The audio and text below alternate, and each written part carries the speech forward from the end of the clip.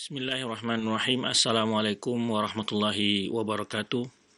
Alhamdulillahirabbil alamin wassalatu wassalamu ala rasulil amin wa ala alihi wa ashabihi man tamassaka bidini ila yaumidin. Pemirsa dan pendengar Roja TV dan juga pemirsa Roja TV dan pendengar Radio Roja muliakan Allah Subhanahu wa taala. Alhamdulillah Allah Subhanahu wa taala senantiasa memberikan kepada kita kesehatan dan juga kesempatan. Semoga Allah SWT senantiasa menjaga kita dari segala hal-hal yang akan menghalangi kita untuk beribadah kepadanya. Dan Allah mudahkan kita untuk senantiasa mempelajari mempelajari agama yang mulia ini, mengamalkannya serta menyampaikannya kepada manusia. Saudara-saudaraku seiman, dalam kesempatan yang mulia ini juga tidak lupa kita memperbanyak ungkapan salawat dan salam buat Nabi kita Muhammad SAW di hari yang penuh berkah ini, di mana beliau menganjurkan bahwa hari yang paling afdal di antara hari adalah hari Jumat, kata beliau. Kemudian beliau menganjurkan berbanyaklah kalian pada hari tersebut untuk berselawat kepadaku. Allahumma salli wa sallim ala nabiyina Muhammadin wa ala alihi wa sahbihi ajma'in.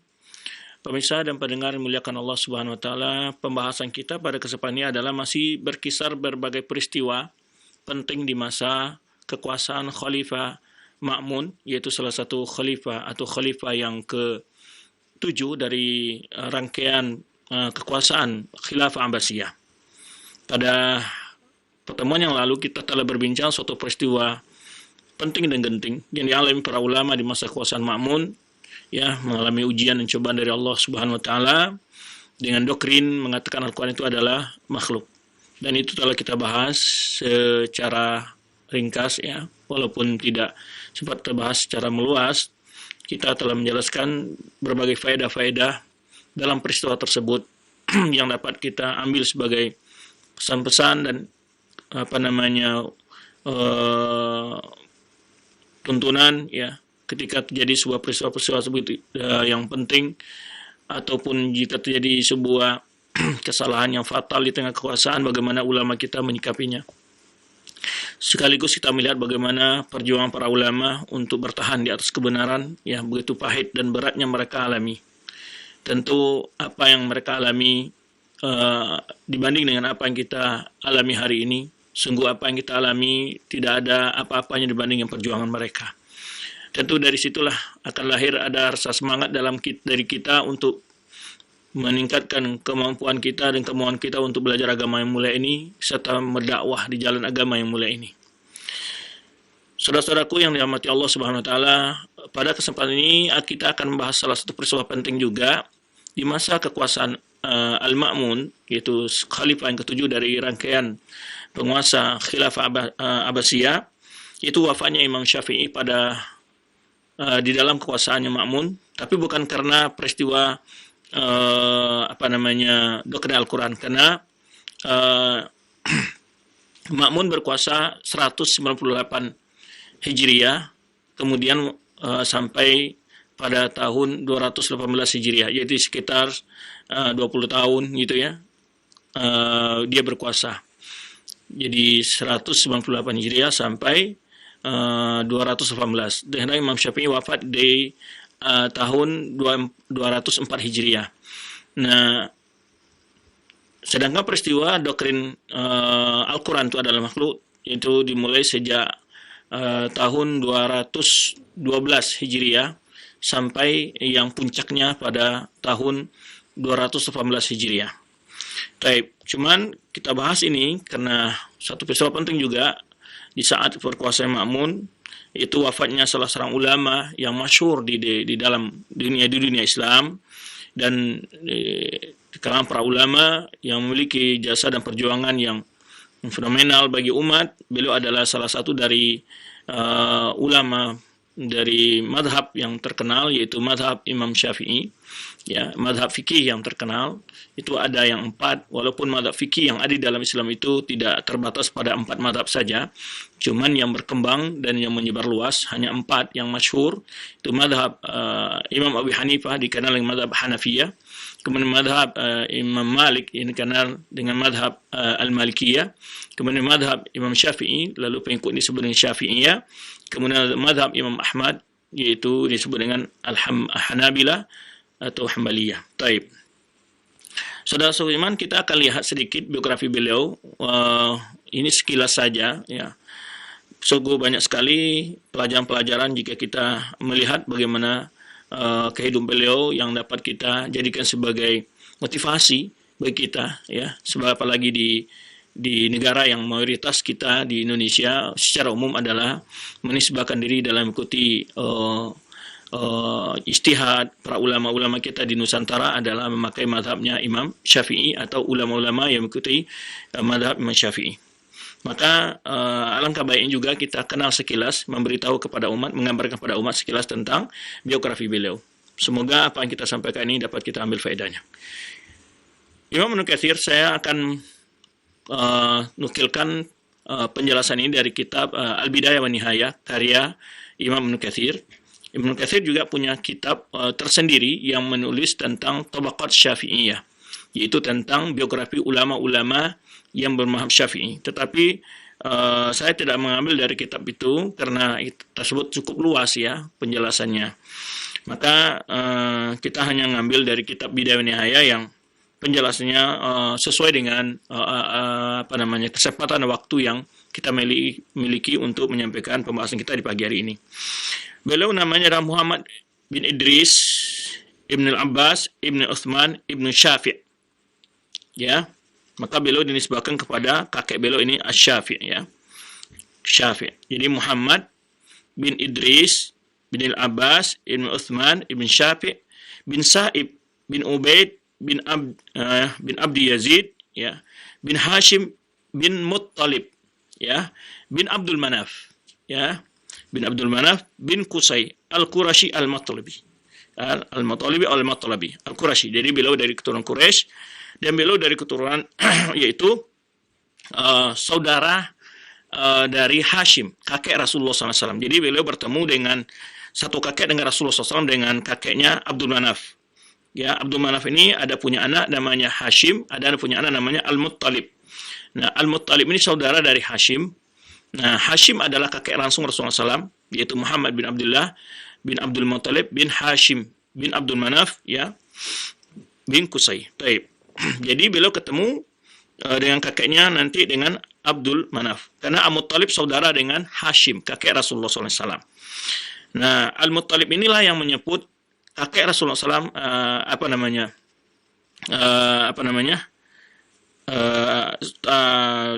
paman daripada Abdul Muttalib. Paman dari Abdul Muttalib itu namanya Al-Muttalib.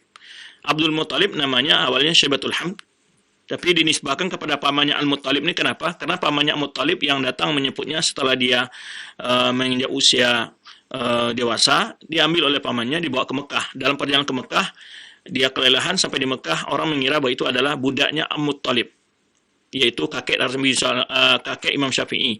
Maka disebutlah dia Abdul Muttalib. Jadi budaknya Muttalib itu terjemahan bahasa Indonesianya. Tetapi bukan, dia adalah anak saudara dari Muttalib, itu saudaranya itu Hashim. Tapi itu sedikit hubungan antara Imam Syafi'i ini termasuk dari bagian dari Al-Bait, ya, bagian dari Al-Bait, karena para ulama Imam Nawawi dan para ulama-ulama lain menyebutkan yang disebut dengan Ahlul Bait itu adalah yaitu dari keturunan Al-Muttalib dan juga ada Hashim, anak dari Abdul Manaf. Itu sedikit garis keturunan beliau, jadi beliau keturunan dari Al-Bait. Maka di antara keutamaan-keutamaan yang disebutkan para ulama, beliau adalah termasuk dari Quraisy dan juga dari keturunan Al-Bait. Baik. Karena Al-Bait tadi kita jelaskan masuk bagian dari Al-Muttalib, bagian dari Al-Bait.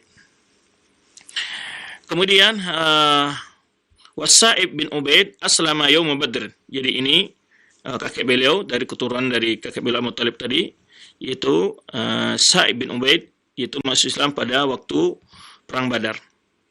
Nah, anaknya Syafi' yang dinisbahkan itu Asy-Syafi'i tadi, Syafi' bin Sa'ib ini min sigar sahabah. Jadi Syafi' itu sahabat yang junior gitu maksudnya, sahabat yang junior. Jadi termasuk dari sahabat Nabi, itu Syafi' bin Sa'ib ini bagian dari salah seorang dari sahabat Nabi. Dan ibunya Imam Syafi'i adalah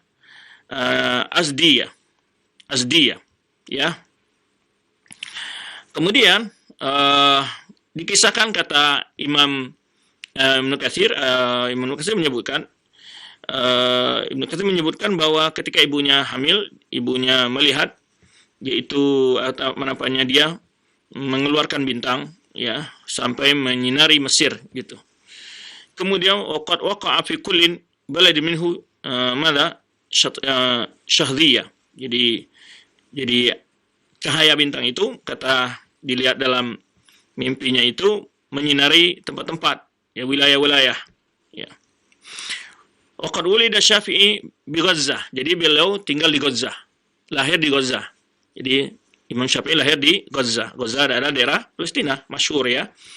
Ada pula mengatakan di Asqalan. Asqalan ini satu daerah di Mesir, tapi yang rajih adalah beliau lahir di Gazzah. Dan ini pendapat kebanyakan daripada penulis biografi beliau. Waqila bil Yaman. Jadi ada yang mengatakan di Yaman, ini pendapat, ya, ataupun di Asqalan atau di Mesir, dan di Yaman itu pendapat yang jauh, tapi yang sebenarnya beliau lahir di Gazzah. Karena memang perjalanan dari awal hubungan perdagangan antara Mekah dan Syam, ya. Kemudian pada tahun 150 Hijriah. Jadi beliau lahir tahun 150 Hijriah, kemudian wafat 204 Hijriah. Jadi sekitar 54 tahun umur beliau, ya. Dan mata abuhu wa huwa saghirun. Jadi ibunya orang tuanya yang laki-laki, ayahnya meninggal dan dia masih kecil. Lalu ibunya membawa ke Mekah, waktu itu dia masih berumur 2 tahun. Ya. 2 tahun ibunya pindah ke Mekah dari Gazzah. Ya, li'alla yadhi'u nasabuhu. Ini kemudian kenapa ibunya bawa? Karena ayahnya meninggal.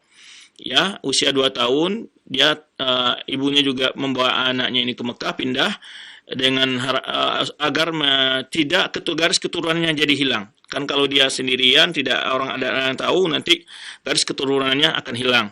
Maka dibawalah oleh ibunya pindah ke Mekah. Taib. Sungguh panjang ceritanya, di Mekah dia belajar, ya kan, nanti dengan Imam Malik dan seterusnya. Panasya abiha wa qara al-Quran wa ibnu sab'a sinin. Jadi kemudian beliau hidup, ya, berkembang di Mekah, ya artinya dalam usia yang masih remaja, dan usia yang masih kecil beliau sudah hafal Al-Quran, itu umur 7 tahun, ya. Umur 7 tahun beliau sudah hafal Al-Quran dan telah menghafal Muwatta Malik umur 10 tahun. Subhanallah, ya. Memang Imam Syafi'i dalam biografi beliau terkenal sekali dengan kecerdasannya, ya, dengan mudah menghafal sekali, mudah mengingat, gitu, ya. Nah, di umur 7 tahun beliau sudah hafal Al-Quran, kemudian beliau sudah hafal Muwatta Malik dalam umur 10 tahun. Ya, umur 10 tahun. Dan beliau wa'afta wa huwa ibnu 15 sana. Dalam umur 15 tahun beliau sudah memberi fatwa. Umur 15 tahun. Jadi bukan maksudnya di sini asal beri fatwa tanpa ilmu, ya. Artinya di umur 15 tahun beliau itu sudah memiliki kemapanan dalam ilmunya, sehingga beliau memberi fatwa dalam umur yang masih, ya, kita masih remaja, ya, masih, ya, sedikit ABG lah gitu, ya, kalau di bahasa kitanya. Itu umur 15 tahun beliau sudah. Tentu dari kisah ini ada beberapa hal yang kita yang ingin bicara, ini bukan sekedar bicara biografi beliau saja, tidak, tapi juga ini motivasi bagi anak-anak kita. Dan anak kita, bayangkan, ya, Imam Syafi'i sudah hafal Al-Quran umur 7 tahun, kemudian sudah hafal Muwatta umur 10 tahun. Di umur 15 tahun beliau sudah menjadi seorang ulama yang memberikan fatwa. Ini motivasi bagi anak-anak kita, ya, yang mereka belajar di pondok, yang belajar di mana-mana, di sekolah. Hendaklah kalian kalaupun kalian tidak mampu untuk seperti Imam Syafi'i, minimal kalian punya semangat seperti semangat Imam Syafi'i untuk belajar, ya. Masih belum terlambat, artinya tidak ada kata terlambat untuk kita menghafal Al-Quran, untuk untuk mencari ilmu, ya. Maka itu pesan bagi adik-adik kita. Di sini juga ada faedah, yaitu bagaimana walaupun ibu beliau seorang janda, ya, yaitu dalam usia, ya, masih bayi, arti anak beliau masih berusia 2 tahun, suaminya sudah meninggal. Bagi ibu-ibu ini, ya, juga motivasi, ya. Siapa tahu Anda, walaupun Anda seorang janda, Anda akan memiliki sebuah mahkota yang luar biasa. Sebenarnya, ibu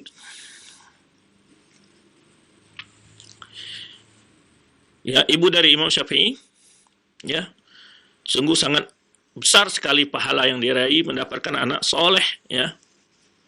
yang ilmunya sampai hari ini hampir tidak ada, dalam setiap hari pasti ada orang yang menyebut Imam Syafi'i rahimahullah.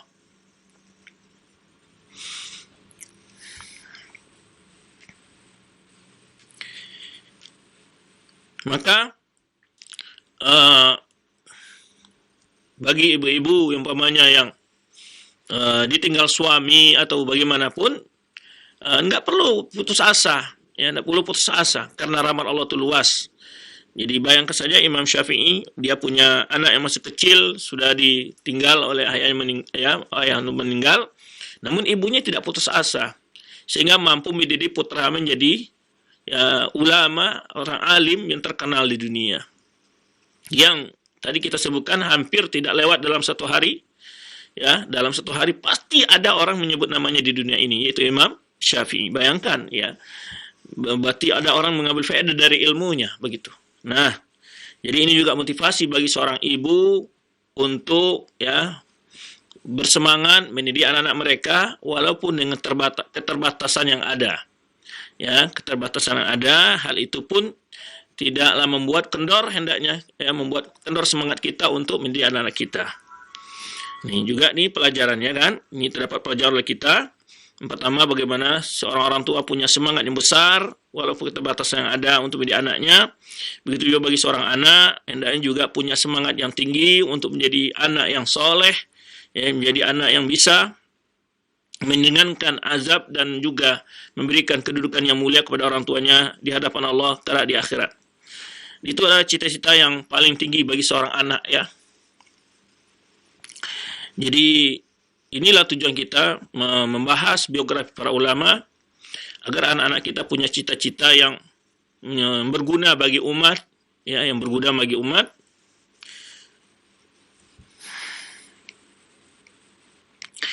Kemudian juga terdapat pelajaran yaitu di dalam hal ini bagaimana materi dalam mendidik anak, dalam materi pendidikan anak kita, itu dimulai daripada Al-Quran, kemudian mulai pada hadis Nabi SAW seperti Imam Syafi'i, ya, di kecil beliau sudah hafal Al-Quran, kemudian usia 10 tahun beliau sudah hafal Al-Muwatta. Tentu ini apa tadi yang kita katakan, harapan setiap orang tua, ya, mungkin anaknya menjadi anak yang soleh, ya, maka tentu kita juga menyediakan istilahnya mengkondisikan suasana bagaimana supaya anak kita benar dalam pendidikannya. Tapi kalau di rumah kita yang banyak kita adakan adalah permainan, ya, untuk acara-acara hiburan, tentu anak kita tidak akan sampai pada harapan yang kita inginkan.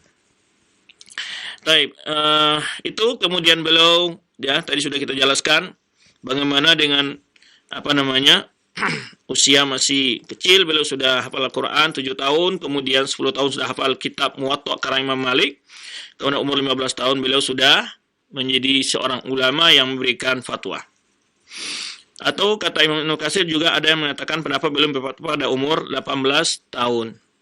Atau di sini melihat bagi kita adalah kebanggaan bagi umat, bahwa umat kita, bahwa generasi salaf, generasi pendahulu kita adalah orang-orang yang hebat. Itu artinya agar kita memberikan motivasi kepada anak-anak kita, ya, dalam usia-usia yang begitu, semana telah sering juga kita jelaskan ketika menjelaskan khalifah-khalifah sebelumnya dalam usia yang sangat masih muda, mereka usia 25 tahun, usia 30 tahun mereka sudah menjadi pemimpin yang wilayahnya hari ini, ya, mencakup sekian negara, gitu, ya, menjadi khalifah di masa khalifah Umayyah, khalifah Abbasiyah, masih mudah-mudahan mereka sudah memiliki tanggung jawab. Arti tentu hal itu motivasi agar generasi kita mampu menciptakan seperti itu, hendaknya generasi-generasi yang siap memikul tanggung jawab terhadap umatnya, agamanya, ya, sehingga mereka bukan generasi yang cengeng, generasi yang manja, yang hanya peduli dengan dirinya ataupun peduli dengan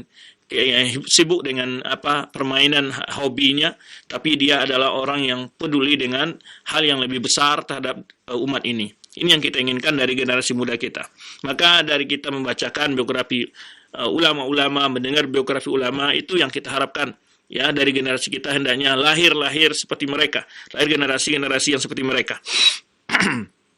Kemudian, ya, Jadi ada juga satu faedah menyebutkan ya, karena begitu saking banyaknya pendapat-pendapat ijtihadiyah antara ulama Syafi'i dengan ulama Hanafi, ya, karena ulama Hanafi lebih banyak menggunakan kias atau logika. Kemudian sampai ada anekdot, karena memang Imam Abu Hanifah meninggal pada tahun 150 Hijriah, dan pada tahun yang sama lahir yaitu seorang imam yang besar juga, yaitu Imam Syafi'i. Ada anekdot yang dibuat oleh orang bahwa Imam Abu Hanifah ya keburu meninggal karena takut berjumpa dengan Imam Syafi'i. Itu untuk memudahkan menghafal tahun wafat dan lahirnya para ulama. Jadi pas di tahun wafatnya Imam Abu Hanifah, di tahun yang sama lahirlah Imam Syafi'i. Baik. Kemudian wazina lahu Syekhu Muslim ibn Khalid Az-Zanji, wa kemudian wa ana bil lughah wa syair. Jadi juga Imam Syafi'i di dalam menuntut ilmu juga punya kepedulian dalam mempelajari bahasa dan syair gitu ya, karena memang itu akan menambah keluasan bahasa seseorang dalam mengungkapkan. Karena kekuatan ilmu itu disebutkan oleh para ulama ada dua, kekuatan dari ilmunya sendiri, kekuatan dalam menyampaikan ilmu. Ada orang ilmunya yang tinggi tapi dia tidak punya kekuatan untuk menyampaikan, dalam menjelaskannya lebih gamblang, lebih mudah untuk dipahami dan ditangkap. Jadi memang ada dua, dan para anbiya semua dapat dua hal ini ya. Para nabi itu orang yang bahasanya, artinya dalam bahasa-bahasa sekarang orang ilmu-ilmu oratornya, penjelasannya itu tinggi, itu bahasanya mudah dijangkau. Nah, Imam Syafi'i juga memiliki kepedulian dalam bahasa. Ini tentu juga dorongan bagi para penuntut ilmu untuk mempunyai perhatian ke dalam mempelajari bahasa. Wa qama fi Huzailin nahwa min 10 sinin. Jadi dia tinggal suatu daerah namanya Huzail sekitar 10 tahun. Ada pula yang mengatakan 20 tahun. Kemudian dia belajar di negeri Huzail ini tentang bahasa Arab dan kefasihannya, ya, sastranya. Kemudian dia mendengar hadis dari banyak para ulama-ulama, ya, wa qara'a bi nafsil Muwatta ala Malik. Dia langsung membacakan hafalannya kepada Imam Malik, ya, dari hafalannya. Jadi ketika dia umur 10 tahun kan sudah hafal Muwatta Malik, ya. Bahkan sebagian ulama ada mengatakan bahwa yang pertama menghafal Muwatta itu Imam Syafi'i, itu muridnya Imam Malik kan, gurunya langsung Imam Malik.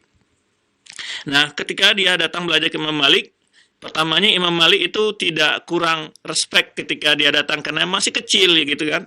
Dan umur masih kecil, kemudian Imam Malik ketika awal datangnya itu ya melihatnya seperti anak-anak biasa gitu kan, belajar tidak. Tapi ketika Imam Malik ketika Imam Syafi'i telah datang dan membacakan Muwatta, akhirnya Imam Malik kagum dengan anak ini dan memiliki kepedulian yang besar untuk menyampaikan ilmunya banyak kepada Imam Syafi'i. Fa'ajabat qira'atuhu wa himmatuhu. Akhirnya Imam Malik kagum dengan hafalannya dan juga semangatnya Imam Syafi'i itu. Wa akhadha anhu ilmun hijaziyin. Akhirnya artinya Imam Syafi'i belajar dari Imam Malik dan mengambil ilmu ulama-ulama Hijaz. Ba'da akhirihi an Muslim ibn Khalid Az-Zanji. Jadi ini gurunya terkenal Muslim bin Khalid Az-Zanji. Wara'anu khalqun katsirun qad dzakarna asma'ahum. Jadi juga Imam Syafi'i punya murid yang begitu banyak. Yang ini tidak di sini tidak disebutkan oleh oleh Ibnu Katsir. Beliau telah menjelaskan di dalam suatu karangan beliau, yaitu di awal kitab beliau Tabaqat Syafi'iyah, yang beliau susun menurut huruf mu'jam ya, nama-namanya. Kemudian Imam Syafi'i membacakan mengambil qiraat dari Ismail bin Konstantin dari Syibil an Ibnu Katsir. Jadi an Mujahid an Abbas. Jadi beliau mengambil qiraat dengan sanadnya, yaitu wa akhadha Syafi'i al-fiqh dari Muslim. Guru beliau dalam ilmu fikih secara khusus adalah tadi itu tentu juga Imam Malik ya. Yang pertama gurunya adalah Muslim bin Khalid Az-Zanji, dan kemudian ya yang murid dari Az-Zanji ini Ibnu Juraid dan Anu Juraid belajar kepada Atha dan Ibnu Abbas seterusnya. Kemudian sebenarnya kita sebutkan tadi Imam Malik belajar secara khusus kepada Imam Syafi'i belajar secara khusus kepada Imam Malik di antara gurunya. Wa tafaqaha bi jama'atun wa qad dzakarnahum. Ini kata Imam Ibnu Katsir di sini banyak sekali ulama-ulama ya yang telah belajar dan menimba ilmu dari Imam Syafi'i, kata Ibnu Katsir, dan ini setelah kita jelaskan dalam kitabnya yang ditulis oleh Ibnu Katsir, itu Tabaqat Syafi'iyah. Kemudian Ibnu Katsir menukir riwayat dari Ibnu Abi Hatim, dari Abi Bishr Ad-Daulabi, dari Muhammad bin Idris, Waraq al-Humaidi, pencatat, petugas, penulis, sekretaris Humaidi, dari Syafi'i. Dan ini ada satu kisah, ini juga ada pelajaran, karena kan Imam Syafi'i ini, dia dari keturunan Ahlul Bait. Kita ingat bahwa yang menjadi khalifah waktu itu juga dari keturunan Ahlul Bait, yaitu siapa? Ma'mun. Nah, satu kali Ma'mun ini mengangkat Imam Syafi'i menjadi kalau bahasa kita katakan gubernur atau bupati lah ya, di daerah Najran, ya, dari negeri yang menjadi hakim, wal hukum, jadi menjadi penguasa atau pejabat di negeri Jadran, ya, di negeri Yaman. Nah, summa ta'asabu alaihi, ya, wa syu'ira ila Rasyid, ya. Jadi maksudnya kemudian orang-orang yang di negeri Najran ini fanatik kepada dia. Jadi artinya berloyalitas yang berlebihan lah. Jadi sangat mencintainya. Sehingga timbul isu negatif tentang Imam Syafi'i, bahwa Imam Syafi'i ingin menjadi khalifah. Subhanallah. Jadi Imam Syafi'i tidak ada ke situ, tetapi musuh-musuh dan orang-orang yang tidak senang dia menyebarkan isu. Ketika juga melihat di sana banyak orang-orang yang fanatik banget sama Imam Syafi'i karena beliau Darul Bait dan juga ilmunya tinggi kan begitu ya, dibandingnya Ma'mun, pasti orang lebih cinta dan lebih membesarkan, menghargai beliau. Akhirnya timbul isu bahwa kepada Khalifah Harun ar-Rasyid, ya, bahwa Imam Syafi'i sedang membuat skenario ingin sampai kepada puncak pimpinan, yaitu menjadi khalifah. Nah, fahamlah, kemudian akhirnya Imam Syafi'i ini dibawa dengan keledai, diikat, dibawa ke Baghdad. Ini isu-isu politik saat itu memang sangat panas kan gitu ya. Panas juga, akhirnya dibawa beliau, diikat, ya, dibawa di atas keledai, dimasuk ke Baghdad. Itu pada tahun 184, ya,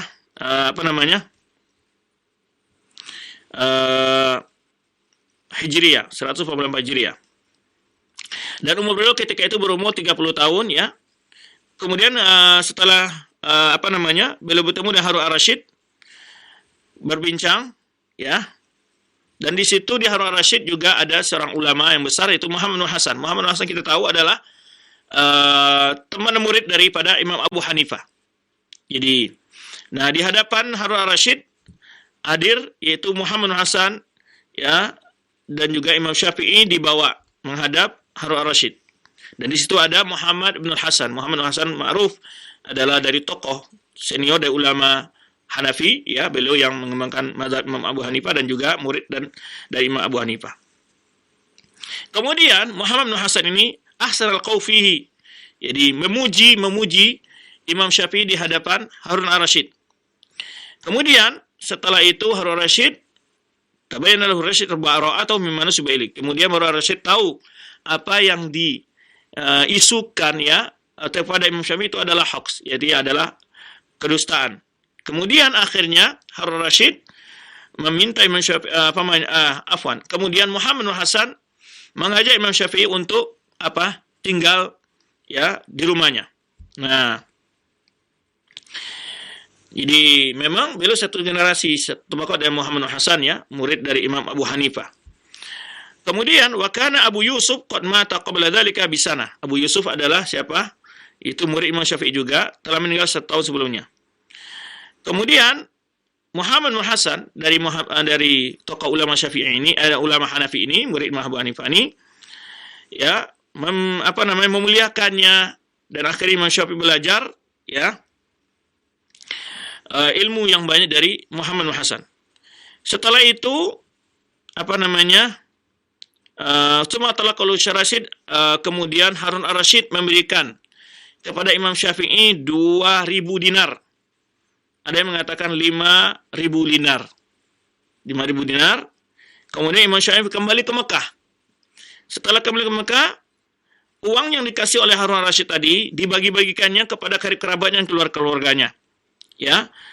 Faraka ammata ma hasala lahu fi ahlihi. Jadi di keluarganya, yang maksudnya karib kerabatnya, paman-pamannya, wa zawi rahimihi min bani ammihi, dari anak-anak pamannya. Kemudian setelah itu Imam Syafi'i kembali ke Baghdad pada tahun yaitu 195 Hijriah. Kemudian di sana beliau belajar dengan banyak para ulama, ya. Nah, Fajtama bi jama'atul ulama hadhihi marrah minhum Imam Ahmad. Di antaranya yang ikut belajar juga, dia belajar para ulama sana juga banyak belajar pada Imam Syafi'i, dan kita tahu bahwa Imam Syafi'i pertamanya tinggal di Baghdad dan akhirnya beliau pindah ke Mesir. Nah, dia termasuk di antara muridnya yang ada di Baghdad itu adalah Imam Ahmad bin Hambal. Jadi kita sudah sering kita jelaskan di antara tiga imam, Imam Malik, Imam Syafi'i, Imam Ahmad itu guru dan murid, ya. Imam Malik adalah gurunya Imam Syafi'i, Imam Syafi'i adalah gurunya Imam Ahmad. Nah, kemudian antara murid-muridnya yaitu adalah Imam Ahmad, Abu Thawr, ya. Kemudian Husain bin Ali Al-Karabisi, wal Haris bin Suraid An-Naqal, kemudian Abdurrahman Asy-Syafi'i, wa Za'farani wa ghairihim. Taib. Sumarnya ila Makkah. Kemudian setelah itu beliau kembali lagi ke Makkah. Jadi bolak-balik beliau, ya, dengan sekian tahun tinggal di Baghdad, balik lagi ke Makkah, ya. Kemudian kembali lagi ke Makkah tahun 198 Hijriah. Kemudian dari itu beliau pindah ke Mesir, ya. Sementara kalau mina ila Mesir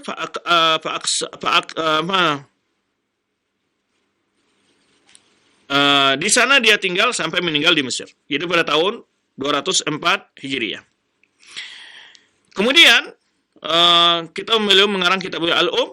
Jadi ada kitab beliau di riwayat Rabi' bin Sulaiman. Jadi kitab Al-Um ini adalah kitab yang beliau tulis di Mesir. Dan kita kenal di dalam para ulama fuqaha menyebutkan Imam Syafi'i itu memiliki qaul qadim, qaul jadid. Qaul qadim adalah ijtihad beliau yang ketika beliau berada tinggal di Baghdad. Nah, kemudian setelah beliau ke Mesir, beliau memiliki ijtihad yang berbeda dengan apa yang di Baghdad. Nah, ini disebut dengan qaulul jadid. Jadi para ulama itu biasa, ya, memiliki beberapa qaul. Imam Ahmad juga memiliki qaul dengan suatu masalah sesuai dengan ijtihad mereka, sesuai dengan perkembangan ilmu mereka, dan itu karena ijtihadnya. Kenapa ini kita jelaskan? Ada di masa sekarang ini saya menemukan beberapa model orang untuk mencela para ulama, itu mengatakan bahwa seperti mereka menyebutkan, mengumpulkan pamannya pendapat Imam Al-Albani dalam Mentasih dan Mentadadif. Mereka mengatakan bahwa Albani itu bolak-balik dalam ilmunya, ya, menyebutkan Imam Albani itu bolak-balik dalam hukum atau bagaimana gitu. Dia menjatuhkan seperti itu. Dan ulama biasa, ya, ulama karena berdasarkan ilmunya, berkembang ilmunya, dia satu kali berpendapat berbeda. Ini itu bukan berarti saling bertentangan pendapat mereka, tapi adalah ulama berusaha mana pendapat yang terakhir, mana pendapat yang sebelumnya. Maka oleh itu Imam Syafi'i dikenal dengan ada qaul qadim lahu, ya, ada punya pendapat ijtihad beliau yang lama, kemudian ada pendapat ijtihad beliau yang baru, yaitu ketika beliau telah tinggal di Mesir. Nah, di Mesir beliau menulis kitab Al-Um, ya, di Mesir beliau menulis kitabnya Al-Um, ya, yaitu yang diriwayatkan oleh Rabi' bin Sulaiman, murid beliau di Mesir itu yang kenal Rabi' bin Sulaiman. Ya. Sedangkan Imam Haramain, kata Ibnu Katsir, menyatakan, Imam Haramain Al-Juwaini dan lainnya menganggap kitab Al-Um itu adalah Al-Qadim, min qaulul qadim, ya. Wa hadza ba'idun wa ajibun. Ibnu Katsir membantah pandangan Imam Haramain ini, ya, dan ulama-ulama mengatakan bahwa kitab Al-Um itu ditulis di Baghdad atau merupakan pendapat qaul qadimnya Imam Syafi'i. Wa hadza ba'idun, kata Ibnu Katsir, ini adalah pendapat yang sangat jauh, ya, yang sangat jauh, yang tidak sangat melenceng, tidak benar gitu pendapatnya, wajib, ya, hal yang sangat aneh gitulah kitanya. Mimislihi wallahu alam. Jadi beliau mengherankan kok bisa Imam Haramain dan ulama-ulama, Imam Haramain di antara ulama Syafi'i yang terkenal juga, Imam Juwaini ini, kok bisa dia mengatakan kata ini. Jadi Ibnu Katsir pun heran, ya, kok bisa Imam Haramain menganggap kitab Al-Um itu adalah termasuk karangan bagian dari qaul qadim dari pendapat Imam Syafi'i, ya, yang beliau tulis di Baghdad. Padahal Al-Um ini beliau tulis di Mesir. Nah, ini yang ingin dijelaskan mereka. Ini faedah-faedah, ya, dari ini. Jadi di sana ada ulama yang memandang bahwa Al-Um itu adalah qaul qadim bagi Syafi'i, itu di antara Imam Haramain. Dan ini yang dibantah oleh Ibnu Katsir di sini, mengatakan itu sangat pendapat sangat aneh, ya, karena yang meriwayatkan kitab Al-Um itu adalah Rabi' bin Sulaiman dan dia adalah orang Mesir, ya. Kemudian itu sedikit tentang bagaimana beliau, biografi singkat beliau belajar di Madinah, di Imam Malik, kemudian beliau juga belajar kepada para ulama-ulama yang ada di Kufah, Basra dan Baghdad. Kemudian beliau tinggal di Baghdad, pernah pulang ke Makkah, balik lagi ke Baghdad. Setelah itu beliau pindah ke Mesir. Nah, itu perjalanan ringkasnya beliau dalam mencari ilmu maupun mengembangkan ilmu beliau. Cuman ada satu ungkapan beliau ketika keluar dari Baghdad. Satu ungkapan beliau ini dinukil oleh banyak para ulama, menjelaskan beliau mengatakan, taraktu bi Baghdad syai'an ahdatsab zanadiqah yusammunahu takbir liyasuddun nas 'anil Qur'an. Ya. Yaitu kata Imam Syafi'i menyebutkan, aku meninggalkan sesuatu di Baghdad. Maksudnya suatu kemungkaran yang beliau lihat di Baghdad itu, beliau tinggalkan suatu kebudayaan yang buruk, beliau kritik, aku taraktu bi Baghdad syai'an. Ya, yang dibuat oleh orang-orang orang sindik, ya, yusammunahu takbir. Jadi taraktu syai'an bi yusammunahu takbir, itu takbir. Takbir ini dijelaskan oleh Nadim beberapa ulama, takbir itu adalah yaitu syair-syair kezuhudan yang didendang-dendangkan. Yang didendang-dendangkan, yaitu kalau kini sekarang ini dengan musik atau dengan gambus atau apa gitu yang didendangkan, ya. Nah, ini disebutkan oleh para ulama, itu Imam Syafi'i, para ulama menjadikan kapal ini tentang yaitu haramnya melantunkan nyanyian, termasuk walaupun artinya itu adalah nasihat-nasihat yang baik tentang keburukan dunia, tentang syair-syair zuhud, tapi didendangkan. Nah, ini disebut takbir, ya. Kemudian dan itu dibuat oleh orang-orang zindik, kata Imam Syafi'i, tujuannya adalah untuk melalaikan orang dari Al-Quran. Ini satu ungkapan beliau ketika beliau keluar dari negeri Mesir. Taib. Telah banyak para ulama memuji keilmuannya Imam Syafi'i ini, diantaranya Abdurrahman bin Mahdi, ya. Kemudian ya, Abdurrahman bin Mahdi pernah meminta untuk meminta sebuah kitab kepada Imam Syafi'i untuk menulis sebuah kitab kepada Imam Syafi'i, maka Imam Syafi'i menulis kitab Ar-Risalah untuknya, ya. Kemudian Abdurrahman bin Mahdi selalu berdoa, selalu dalam salatnya untuk Syekhahu Malik bin Anas, ya.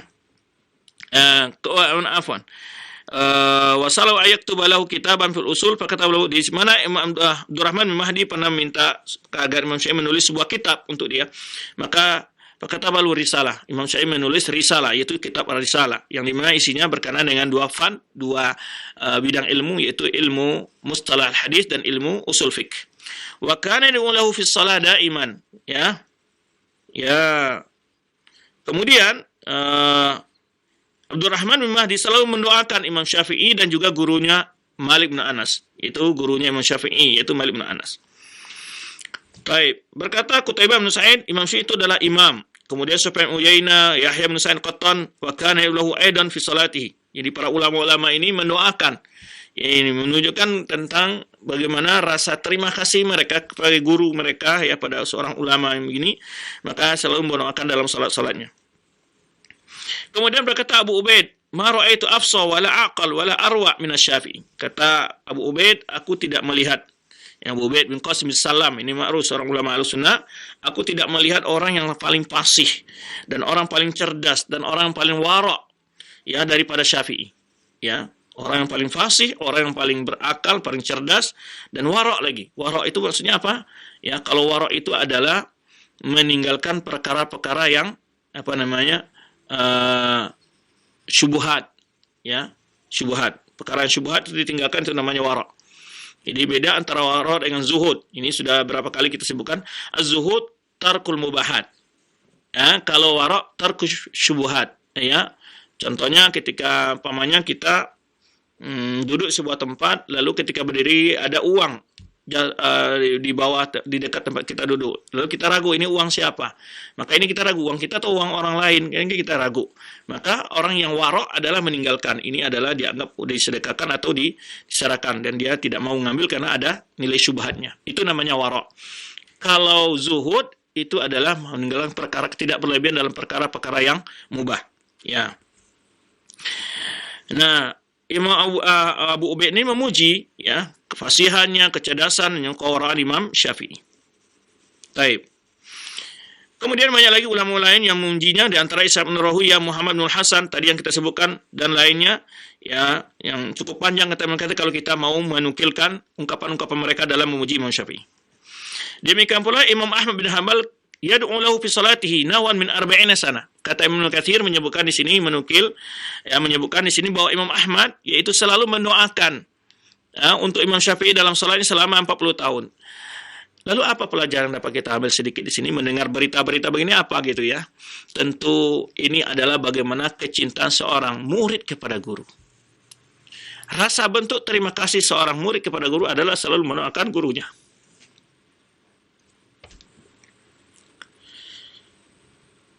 Ya, mungkin inilah yang perlu bagi kita. Kenapa? Karena hakikatnya seorang guru itu jauh ya besar jasanya daripada bisa dikatakan orang tua kita, lebih bisa dikatakan besar jasanya dari sisi dialah yang menunjukkan pada kita al-haq, menuntun kita untuk beriman, bagaimana beriman dengan Allah, bagaimana kita sholat dan seterusnya. Ya, maka satu hak yang harus kita tunaikan untuk guru-guru kita adalah untuk selalu kita mendoakan mereka, Allah memberikan kesehatan untuk mereka, ya, agar mereka selalu punya kesempatan untuk mendidik kita. Ya. Dan kita mohon kepada Allah untuk menjaga guru-guru kita yang telah ya menghabiskan masanya, waktunya ya untuk mendidik kita. Ini bukan perkara dunia, tapi adalah masalah menunjukkan kita mana jalan ke surga. Itu permasalahan yang besar. Bagaimana beriman yang benar. Ya.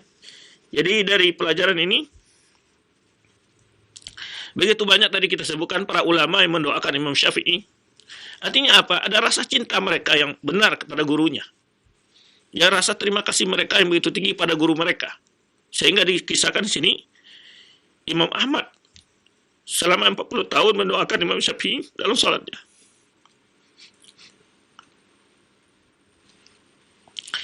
Begitu cintanya seorang murid kepada gurunya.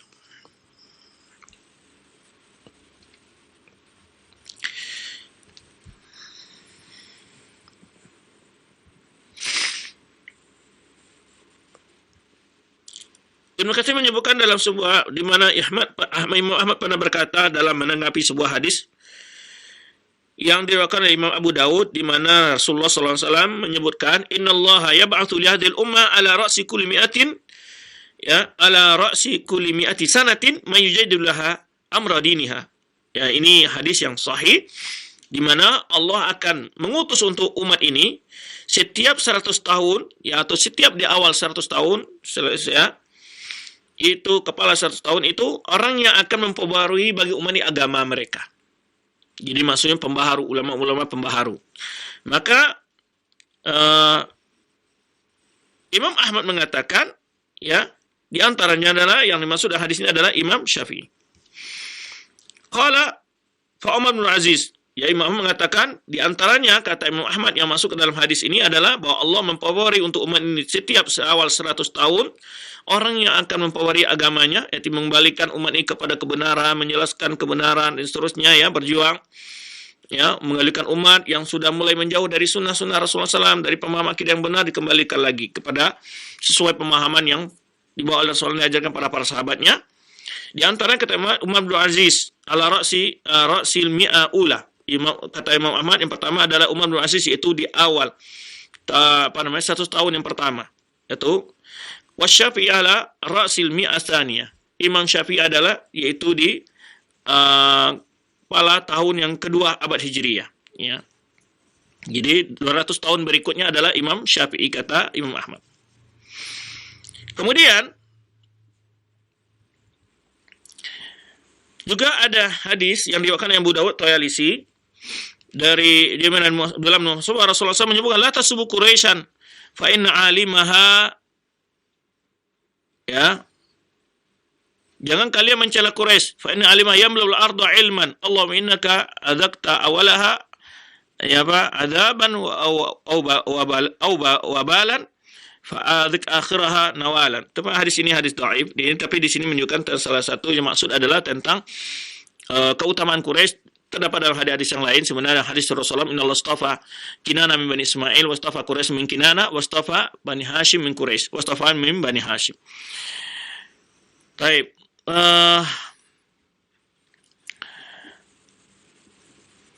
Kemudian Abu Nu'aim bin Malik menyebutkan hadis yang tadi la yantabiqu hadza illa ala Muhammad bin Idris Syafi'i. Ini di antara ulama-ulama menyebutkan dalam menjelaskan keutamaan Imam Syafi'i dia dari keturunan Quraisy ya. Berkata Ibnu Ma'in tentang Imam Syafi'i adalah wasaduq la ba'sa bihi qala marra law kana al-kadhibu lahu mubahan mutlaqan lakanat muru'atuhu tamna'uhu an yakdhiba. Apa kata Ibnu Ma'in? Kalau seandainya yaitu kebohongan itu dibolehkan secara mutlak, tentu dia akan meninggalkannya dengan rasa muru'ahnya yang tinggi untuk mencegahnya melakukan hal itu, kata Yahya bin Ma'in. Kemudian juga berkata Abu Hatim, yang disampaikan oleh Ibnu Abi Hatim, mengatakan Syafi'i faqihul badan. Ya. Syafi'i adalah faqihul badan. Ini orang yang faqih dalam masalah berbagai urusan ibadah, saduqul lisan, jujur dalam berbicara. Ma inna Syafi'i hadisun ghalita fihi. Kemudian juga berkata Abu Zur'ah, ya, Imam Syafi'i itu tidak ada pernah tersalah dalam meriwayatkan hadis. Baik, ini dari pujian-pujian ulama ya. Di antaranya Ibnu Khuzaimah juga mengatakan, ditanya apakah ada sunnah yang tidak sampai kepada Syafi'i? Faqala la. Ini tentu terlalu lebih mengatakan ada sunnah yang tidak sampai kepada Imam Syafi'i karena fatilah enggak ada kesempurnaan daripada ulama itu, ya. Wa mana hada, kata Ibnu Katsir menjelaskan, yaitu satu kali sampai dengan sanadnya dan kadang-kadang hadisnya mursal dan kadang-kadang dalam keadaan munqati, ya.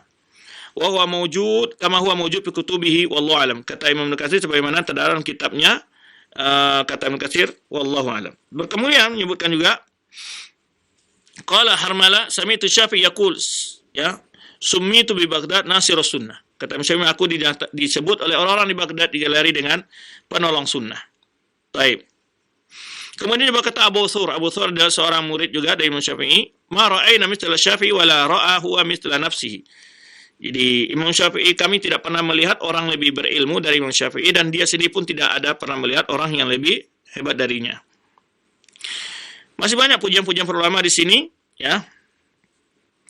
Kata Ibnu Katsir di sini menukil dari perkataan Daud bin Ali Az-Zahiri dalam kitab Jama'u fi Fadail Syafi'i, di dalam kitab yang tulis dalam Fadail Imam Syafi'i menyebutkan Imam Syafi'i punya keutamaan-keutamaan di antara yang tidak dapat bagi ulama lain. Pertama, kemuliaan garis keturunannya, ya. Kemudian wasihatu dinihi wa mu'taqadihi, yaitu kebenaran dalam agamanya, pemahaman agama dan akidahnya. Wasakhawatu nafsihi, bagaimana kemuliaan jiwanya. Kemudian wa ma'rifatu bi sihhatil hadi wa saqimihi, dan juga memiliki kemapanan dalam mengetahui hadis-hadis yang sahih dan hadis yang dhaif, yang mansuh yang tidak mansuh, ya. Kemudian juga hifdzul kitab was sunnah wa siratul khulafa, ya, husnul tasnif. Di antara keutamaan juga adalah hafal Al-Qur'an dan para sunnah hadis Nabi SAW dan sejarah para khulafa rasyidin, dan bagusnya dalam menulis karya tulisan gitu, ya. Wajutul aswab wa talamiz, dan juga punya murid-murid yang cukup pintar-pintar gitu, ya, seperti Imam Ahmad dalam zuhudnya dan waraknya. Ini disebutkan dalam menunjukkan bagaimana kemuliaan Imam Syafi'i. Wa iqamatihi ala sunnah, kemudian konsekuensi Imam Ahmad dalam memegang sunnah. Ini sudah kita ceritakan sedikit kemarin dalam saat menceritakan tentang yaitu fitnah khalqil Quran. Kemudian, ya, banyak sekali sebetulnya pujian-pujian para ulama sini, di antaranya beliau memiliki murid yang sangat fenomenal, ya, Imam Ahmad, ya, murid Imam Syafi'i. Kemudian juga dipuji oleh para ulama, di antaranya Daud bin Ali Az-Zahiri tadi menyebutkan min a'lamin nas bima'anil Qur'an wa sunnah wa asyadun nas intiza'an lidalail minhuma. Orang yang sangat mengetahui makna Al-Qur'an dan sunnah dan sangat cepat dalam mengambil dalil dari Al-Qur'an dan sunnah. Wa kana min ahsanin nasi qasdan wa ikhlasan. Jadi orang yang sangat baik dalam tujuan dan keikhlasannya. Karena yaqulu wadittu anan nas, di antara tunjukkan keikhlasan beliau, Imam Syafi'i pernah berkata, wadittu anan nas ta'allamu hadzal ilma. Aku, ya, inginkan manusia belajar ilmu ini, wala yamada yunsabu ilayya syai'un minhu abadan.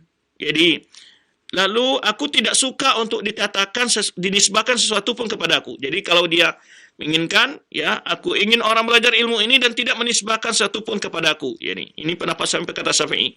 Ya, aku tidak senang, ya, dan mereka tidak dan aku suka seandainya manusia belajar ilmu ini dan tidak menisbahkan sesuatu pun dari ilmu ini kepadaku, ya, selamanya. Fa ujar alaihi wala yahmaduni. Aku hanya ingin mendapatkan pahala dan tidak mengharapkan pujian mereka. Nah, ini bentuk keikhlasannya bagaimana Imam Syafi'i, ya, beliau menyampaikan ilmu. Beliau hanya ingin pahala saja dan tidak menisbahkan ini perkataan Muslim kata sepulan. Beliau tidak menginginkan itu dinisbahkan ilmu itu kepada beliau, ya, tetapi beliau ingin mendapat pahala dan tidak memuji beliau dengan ilmunya. Taib. Kemudian dan banyak sekali sering diriwayatkan dari Imam Syafi'i oleh murid-muridnya bahwa beliau sering mengatakan kepada muridnya atau bahkan kepada Imam Ahmad, ya, Isa sa'indakumul hadis Rasulullah SAW faqulu bihi. Bila kalian mengetahui tentang hadis yang sahih, ambil hadis itu. Wada'u qawli, tinggalkan pendapatku. Subhanallah. Ini bagaimana kewara'annya Imam Syafi'i itu. Ya, bagaimana keikhlasan beliau mengatakan jadi beliau tidak pernah seperti orang-orang yang kadang-kadang oper di dalam ta'assub kepada Imam Syafi'i, mengatakan kalau tidak bermazhab Syafi'i dianggap sudah tidak benar dalam agama, ya. Apalagi sampai seperti itu. Jadi Imam Syafi'i saja mengatakan bahwa sunnah bagi beliau ada lebih tinggi dari segala-galanya dari pendapat beliau. Maka beliau katakan dalam hadis ada yang perkataan beliau lain, jika kalian mendapati, ya, pendapatku menyelisih hadis Rasulullah, lemparkan pendapatku dan ambil hadis Rasulullah SAW. Dan ini yang harus dikatakan oleh setiap alim. Ya, bukannya pendapatnya yang dipaksakan kepada umat, lalu hadis-hadis Nabi SAW ditakwil-takwil, ya, supaya pendapatnya diterima dan hadis Nabi SAW ditinggalkan. Ini enggak benar. Atau mencocok-cocokkan, ya, pendapatnya dengan hadis Nabi SAW padahal hadis tidak menunjukkan kebenaran pendapat dia. Nah, ini bagaimana Imam Syafi'i memberikan contoh kepada kita, ya, bahwa hadis Nabi SAW ada selalu hal yang lebih tinggi daripada pendapat pribadi. Fa inni aqulu bihi. Maka Imam Syafi'i mengatakan kalau itu hadis Nabi SAW sahih, itulah pendapatku. Ya. Wa in lam tasma'uhu minni. Walaupun kalian tidak langsung mendengar dari aku. Jadi Imam Syafi'i mengatakan kalau kalian menemukan hadis Rasulullah SAW, ambil hadis itu dan tinggalkan pendapatku. Dan itu adalah pendapatku, yaitu hadis itu. Itulah pendapatku, yaitu mengambil hadis itu. Walaupun kalian tidak mendengar secara langsung dariku, kata Imam Syafi'i. Dalam riwayat lain beliau mengatakan fala tuqalliduni, jangan kalian taklid kepadaku. Ya. Dalam riwayat lain beliau mengatakan fala tafitu ila qauli, jangan kalian menoleh kepada pendapatku. Ini saking begitu, ya, ikhlasnya seorang ulama dalam menyampaikan ilmu.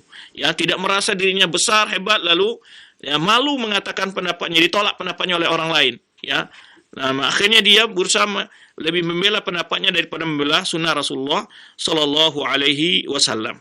Nah, ini adab-adab yang perlu kita contoh bagi para dai, para ulama-ulama, bagaimana kita dalam berpendapat bahwa pendapat kita itu adalah hal yang wajib ditolak bila menyisi sunnah Rasulullah sallallahu alaihi wasallam. Bahkan dalam kata lain, kata Ibnu Katsir, "Fatribu biqali ardal haid." Lemparkan pendapatku jauh-jauh jika kalian mendapat pendapatku menyelisihi sunnah Rasulullah SAW. Fala qaula li ma'a Rasulullah SAW. Tidaklah pantas pendapatku itu dibanding dengan pendapat Rasulullah sallallahu alaihi wasallam. Tentu ini jelas apa yang ditegaskan oleh banyak ayat dan juga hadis-hadis Nabi SAW bahwa kita, ya, lebih mendahulukan perkataan Allah dan Rasulnya dari perkataan siapapun saja. Baik. Masih panjang sebetulnya, ya, penjelasan Imam Syafi'i. Dan beliau juga memperingatkan bagaimana bahaya ilmu kalam. Nah, kita kemarin menceritakan, ya, bagaimana beliau kan di masa Harun ar-Rasyid dan bertemu dengan masa Ma'mun itu hanya singkat dengan masa Ma'mun. Tapi kan setelah di masa Ma'mun berkembang ilmu kalam. Dan beliau sudah mewanti-wanti memperingatkan umat tentang bahaya ilmu kalam sebelumnya. La'ayaqallahu al-'abdu bikulli dhanbin ma khala syirki billahi khairul lahu min ayyalqahu bi syai'in min al-ahwa. Kata Imam Syafi'i, ya, seseorang menghadap Allah dengan segala dosa selain syirik itu lebih baik daripada dia membawa ilmu dengan membawa ilmu ahwa, maksudnya ilmu kalam. Ya. Wa fi riwayah khairu min ayyalqau bi ilmil kalam. Lebih baik baginya daripada membawa ilmu kalam. Jadi bagaimana Imam Syafi'i menunjukkan tentang bahaya ilmu kalam itu. Dan ini juga dinukir oleh Imam Al-Ghazali dan kitab beliau Iljamul Awam an Ilmil Kalam. Ya, bagaimana tahdzir Imam Syafi'i. Dan bahkan beliau juga menyebutkan, "Law aliman nas ma fi ilmil kalam." Beliau mengatakan lagi, ini dalam perkataan Ibnu Katsir menukil dari Imam Syafi'i dalam Bidayah Nihayah. Seandainya manusia bagaimana tahu bahaya ilmu kalam itu, minal ahwa, daripada berbagai bentuk pendapat-pendapat yang melenceng, la farru minhu kama yafiruna minal asad. Sungguh mereka akan lari dari ilmu kalam sebagaimana lari daripada singa. Kemudian juga beliau menyebutkan hukmi fi ahli kalam. Ya, hukumku, pendapatku, ya fatwaku untuk menghukum bagi orang al-kalam itu adalah ayudrabu bil jarid. Mereka dipukul dengan pelepah korma, wa yutafu bihim fil qabail, lalu dibawa keliling kampung, wa yunadi alaihim, lalu disampaikan sambil dicambuk dengan pelepah korma itu, hadza jazaa'u man taraka kitab sunnah wa aqbala ala ilmil kalam. Ini adalah hukuman bagi orang yang meninggalkan Al-Qur'an dan sunnah dan memilih ilmu kalam. Nah, itu bagaimana? Ya, jelas sekali bagaimana pendapat ketegasan Imam Syafi'i. Kemudian juga Imam Syafi'i menyampaikan, alaikum bi ashabil hadis fa innahum aktsarun nasi sawaban. Ya, kata Imam Syafi'i, hendaklah kalian ya belajar berguru kepada ahlul hadis, ya, karena mereka ada orang-orang paling banyak benarnya, kata Imam Syafi'i. Kemudian wa kana yaqul, dan juga Imam Syafi'i pernah berkata, idza ra'aita rajulan min ashabil hadis fa ka'annama idza ra'aitu rajulan min ashabil hadis fa kana ra'aitu rajulan min ashabi Rasulullah SAW. Bagaimana dia mencintainya ashabul hadis. Tentu di sini adalah ada dua faedah. Pertama adalah seseorang yang haris untuk mempelajari pendapat-pendapat ulama hadis, mempegang pada akidah ulama hadis, ya. Kemudian apalagi menghargai para ulama hadis dan bahwa manhaj mereka, bahwa thariqah mereka adalah orang yang lebih selamat dari yang lainnya, kata Imam Syafi'i. Maka Imam Syafi'i mengatakan, apabila aku melihat seseorang dari ahli hadis, maka seakan-akan aku melihat dari sahabat Nabi SAW. Jazahumullahu khairan. Semoga Allah membalas mereka balasan yang baik. Hafidhu lana al-asl. Karena mereka telah menjaga asal untuk kita, ya, pokok dari agama ini bagi kita. Falahum alaina al-fadl. Mereka punya keutamaan di atas kita, kata Imam Syafi'i. Kemudian, coba lihat, ini ada beberapa syair beliau yang beliau memiliki beberapa ungkapan yang indah. Qulul ilmi sewal Qur'ani mashghalatun. Setiap ilmu selain Al-Quran itu adalah menyibukkan illal hadis, kecuali ilmu hadis, wa illal fiqh, kecuali ilmu fikih, fid dini, kecuali ilmu fikih dalam agama. Al-ilmu makana fihi qala haddatsana. Ilmu itu adalah yang terdapat dalamnya kata-kata haddatsana, yaitu diriwayatkan dengan hadis. Wa ma siwa dzalika wasawus syayatin. Kalau bukan itu, kata Imam Syafi'i, itu adalah bisikan-bisikan setan. Masya Allah, ya, Imam Syafi'i, ilmu itu adalah yang berdasarkan kepada dalil. Ya, kalau lain itu adalah bisikan-bisikan setan. Nah. Wa kana yaqul al-Qur'an kalamullah ghairu makhluk. Imam Syafi'i mengatakan Al-Qur'an itu adalah perkataan Allah, bukan makhluk. Wa man qala makhluk wa kafir. Siapa mengatakan Al-Qur'an itu makhluk, maka dia sungguh telah kafir, kata Imam Syafi'i. Kemudian juga warawa an Rabi' wa ghairu wahid min ru'us ashabihi, dan juga diriwayatkan oleh murid-muridnya di antara Rabi' bin Sulaiman dan lain dari murid-murid beliau, menunjukkan bahwa kana yamurru ayatu sifat wa ahadithiha, ya, kana yumirru ayati sifat wa ahadithaha kama ja'at min ghairi takyif wa la tashbih wa la ta'til wa tahrif. Jadi untuk melihat bahwa Imam Syafi'i itu adalah memahami ayat-ayat sifat dan hadis-hadis sifat-sifat Allah SWT seperti adanya, tanpa dipertanyakan bagaimana hakikatnya dan tanpa menyerupakan maknanya dengan makhluk, dan juga tidak mengingkarinya dan tidak mentakwilnya, ya, tidak mentahrimnya. Ala tariqatis salaf, itulah jalan yang ditempuh oleh ulama salaf, kata Ibnu Katsir. Kemudian juga Imam Syafi'i pernah mengumpulkan sebuah syairnya, yaitu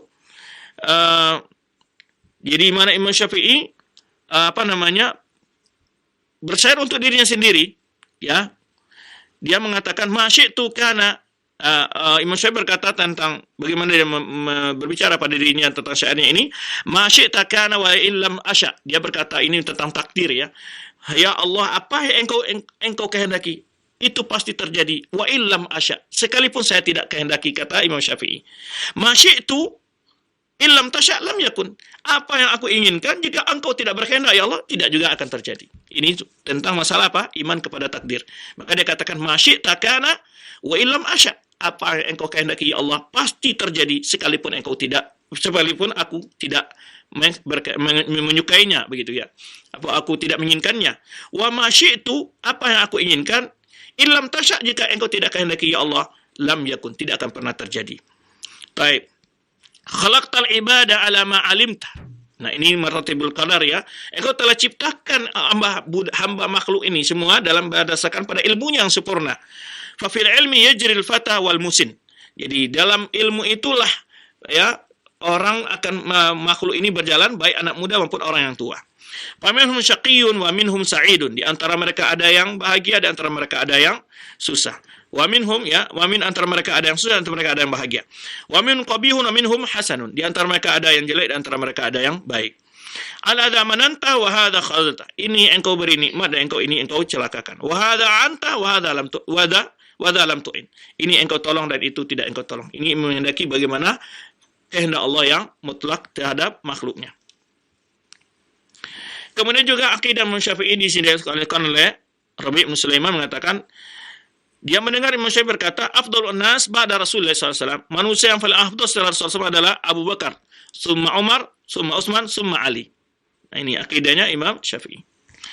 Kemudian ungkapan beliau lagi juga diwakilkan oleh Rabi' bin Sulaiman. Pernah Imam Syafi'i memberikan nasihat kepada dia, menyampaikan pada dia di hadapan dia sebuah syair juga. Qad awajan nasu hatta adatsu bid'an. Sungguh manusia telah menyimpang sampai mereka membuat bid'ah-bid'ah. Ya. Qad awajan nasu hatta adatsu bid'an fid dini birra'i. Ya, sungguh manusia telah jauh menyimpang, mereka telah membuat bid'ah-bid'ah dalam agama ini dengan berdasarkan logika, birra'i, pendapat mereka. Lam tus'al bih rusul, yang tidak pernah diutus dengannya para rasul. Hatta istaghfa bihaqqillahi aktsaruhum, ya, sampai kebanyakan mereka itu melecehkan hak-hak Allah. Jadi yang diwajibkan Allah, yang diperintahkan Allah mereka tidak lakukan. Wa fil ladzi hamalu, ya, fil ladzi humilu min haqqihi syaghalu. Jadi yang diperintahkan oleh Allah untuk dilaksanakan dari hak Allah, mereka lalai melakukannya. Sedangkan bid'ah-bid'ah, mereka bersemangat lakukannya. Ini sudah lama disampaikan oleh Imam Syafi'i, ya. Kata beliau di sini, yang manusia rajin melakukan amal-amalan tidak ada dasarnya, malah yang ada perintahnya mereka lalai melakukannya, kata Imam Syafi'i. Baik. Inilah waqad dzakarna min syi'ri fi sunnah wa kalamihi fiha. Ini di sini juga kata Ibnu Katsir, kami telah menyampaikan beberapa syair beliau tentang sunnah dan juga pendapatnya dalam sunnah dan juga dalam banyak hikmah dan peringatan-peringatan, ya. Tarafan salihan fil ladzi katabna fi awal tabaqat Syafi'iyah. Kata Ibnu Katsir di dalam kitabnya Tabaqat Syafi'iyah, Ibnu Katsir banyak menyampaikan di sana perkataan-perkataan hikmah dari Imam Syafi'i, juga nasihat-nasihat beliau, ya. Kemudian Imam Syafi'i wafat di Mesir pada hari Kamis, yaitu, dan juga ada mengatakan hari Jumat di akhir yaitu bulan Rajab tahun 204 Hijriah, ya. Dalam umur 54 tahun, ya. Dan beliau wakana abyad jamilan tawilan mahiban. Beliau ada seorang orang yang, ya, postur tubuhnya putih, ganteng, ya, tinggi, ya, sangat disukai. Yakhdubul hana, kemudian beliau mengasih jenggot atau rambut beliau yang putih itu dengan hina, ya. Mukhalifan li Syiah rahimahullah. Jadi Imam Syafi'i sangat menyelisihi pendapat orang Syiah walaupun beliau di Ahlul Bait, ya. Wa akram maswahu ja'al jannah maswahu. Inilah akhir daripada penjelasan Makasih tentang biografi sekilas tentang biografi dari Imam Syafi'i. Semoga apa yang telah kita bahas, ya, apa yang telah kita, ya, jelaskan ini dapat kita ambil faedah-faedahnya bagaimana perjalanan seorang ulama yang begitu fenomenal di tengah umat itu, dan mazhab beliau yang banyak diikuti di Nusantara ini, yaitu Imam Syafi'i rahimahullahu taala. Demikian, wallahu a'lam bishawab. Kita kembalikan kepada al-akh Madu kita dari Studio 2 Cilengsi. Barakallahu fikum, jazakallahu khairan. Kami ucapkan terima kasih kepada guru kami Ustaz Dr. Ali Musri Samjan Putra MA Hafidhullah Ta'ala yang telah berkenan untuk memberikan pembahasan dan bimbingan bagi kita semuanya. Semoga yang singkat ini dapat menambahkan ilmu untuk kita semuanya dan kita bisa amalkan dalam ketaatan kepada Allah Subhanahu wa Ta'ala. Berikutnya, ikhwatul Islam, kami berikan kesempatan bagi Anda yang bertanya, silahkan. Kami buka terlebih dahulu dari pesan singkat yang telah masuk dari hamba Allah. Assalamualaikum Ustadz, bagaimana dakwahnya Imam Syafi'i? Apakah beliau membuat majelis atau beliau menyampaikan dakwah dari rumah ke rumah? Itu saja pertanyaannya Ustadz. Terima kasih, jazakallahu khairan. Silahkan. Sepanjang kita baca, beliau itu menyampaikan dakwahnya melalui majlis-majlis ilmu, bukan dari rumah ke rumah. Jadi majlis-majlis ilmu, dan juga datang ke rumah artinya mendatangi guru-guru beliau atau memang di majlis-majlis yang dibuka oleh guru beliau di rumahnya. Ya, kadang-kadang yang secara umum adalah belajar di masjid. Secara majlis ilmu, seperti Imam Malik yang tempat beliau belajar itu di Masjid Nabi SAW. Kadang-kadang juga mereka mendatangi rumah Imam Malik. Ya, dan sebagaimana juga budaya-budaya yang masih dilakukan oleh banyak para ulama. Umpamanya kalau kita waktu masih belajar di Madinah itu kita menimba ilmu di Masjid Nabi SAW. Di samping di kampus juga kita mendatangi pada hari-hari libur rumah-rumah masyayikh dengan rombongan para teman-teman. Di sana kita belajar kitab tertentu ataupun mendengarkan nasihat-nasihat yang khusus dari beliau, begitu. Ya, memang begitu budaya para ulama dalam yang kita baca, ya. Itu mereka samping belajar secara langsung di majlis-majlis para ulama itu, mereka juga ziarah ke rumah gurunya sambil juga meminta ilmu. Wallahu a'lam bishawab. Terima kasih Ustaz, jazakallahu khairan atas nasihat dan jawabannya, semoga bermanfaat. Berikut kita akan membuka kesempatan bagi Anda yang ingin bertanya via telepon. Kami tunggu pertanyaannya. Mohon pertanyaan Anda sesuai dengan pembahasan kali ini dan sebutkan nama serta dari mana Anda berasal. Silakan. Halo, Assalamualaikum. Waalaikumsalam. Dengan Bapak siapa ini? Di mana? Dari Lubis di Jakarta, Pak. Silakan Pak Lubis pertanyaannya. Afwan mau bertanya, Ustaz. Saya pernah baca satu makalah bahwa Imam Syafi'i pernah bermimpi bertemu dengan Imam Ahmad bin Hambal. Apa maksudnya? Imam Syafi'i bermimpi bahwa Imam Ahmad bin Hambal bertemu dengan Rasulullah. Lalu pada esok harinya Imam Syafi'i mendatangi Imam Ibn Hambal untuk meminjamkan bajunya untuk bisa dipakai dan dibawa mandi. Itu benar apa enggak, Ustaz ya? Itu saja Pak pertanyaannya? Iya, itu aja. Baik. Terima kasih atas pertanyaan, silakan. Sama-sama. Semoga Bapak kita yang bertanya dijaga oleh Allah SWT, kita semua. Semoga Jakarta ya, yang sekarang sudah menerapkan PSBB secepatnya diselamatkan dan diangkat dari tengah kita wabah ini. Terima kasih atas pertanyaannya. Apa yang Bapak jelaskan tadi, kami sesuai dengan ya kelemahan dalam membaca, kami belum temukan penjelasan itu dalam kitab-kitab itu para ulama. Tetapi saya penilaian secara umum, Imam Syafi'i adalah gurunya Imam Ahmad. Imam Syafi'i adalah gurunya Imam Ahmad, ya, itu secara umum, ya. Secara umum Imam Syafi'i, ya, para ulama mengatakan lebih senior daripada Imam Ahmad, jelas, ya. Lebih berilmu, bahkan beliau bagian daripada Ahlul Bait, ya. Kalau Imam Ahmad bukan bagian dari Ahlul Bait. Adapun keutamaan yang diceritakan bahwa Imam Syafi'i bermimpi bahwa Imam Ahmad bertemu dengan Rasulullah SAW kemudian minjam bajunya, maaf kami tidak bisa menjelaskan di mana, belum pernah menemukan penjelasan seperti itu ya, tentang baik dalam membaca biografinya Imam Ahmad maupun ketika membaca biografinya Imam Syafi'i. Wallahu a'lam bishawab. Barakallahu fikum, jazakallahu khairan. Terima kasih atas jawaban yang bermanfaat yang telah disampaikan. Berikut kami persilahkan kembali bagi Anda yang bertanya seputar pembahasan kali ini, silahkan. Halo. Halo, Assalamualaikum. Waalaikumsalam. Dengan siapa ini? Di mana? Dengan Abu Hikmah dari Sukabumi. Silakan Abu Hikmah. Iya. Ini barakallah Ustaz ya. Barakallah. Mau bertanya. Kenapa di Nusantara kebanyakan mengikuti manhajnya Imam Syafi'i? Cukup pertanyaannya sampai di situ saja. Iya, sampai segitu aja Ustaz. Terima kasih, barakallahu fikum. Barakallah. Silakan Ustaz. Baik, mengikuti mazhab para ulama tidaklah tercela. Tidak ada yang menyalahkan mengikuti mazhab para ulama itu. Dan kita lihat ulama-ulama setelah mereka ini, setelah Abu Hanifah, Imam Malik, Imam Syafi'i, Imam Ahmad, banyak menisbahkan diri mereka kepada mazhab-mazhab yang termasyhur itu. Tetapi tidak salah, karena itu adalah metode dalam istinbat hukum-hukum ijtihadiyah. Jadi memang ada beberapa jadi tidak semua ya metode mereka berbeda. Cuman kadang-kadang seperti Imam Ahmad lebih mendahulukan pemanya hadis dhaif dari qiyas, kan gitu pemanya. Yang hadis yang dhaif tidak terlalu dhaif gitu ya. Beda lagi dengan Imam Malik, lebih mendahulukan pemanya amalan Ahlul Madinah ya, amalan Ahlul Madinah ya dari hadis-hadis dhaif dan seterusnya, beda-beda. Nah, masing-masing imam itu dalam hal furu'iyah, istihadiyah memang berbeda. Tapi dalam masalah akidah mereka adalah sama, atau dalam masalah-masalah usul fikih, masalah-masalah pokok dalam hukum-hukum fikih ya, zakat, Yang pokok-pokok itu mereka semua yang apalagi yang jelas-jelas dalilnya itu mereka tidak berbeda.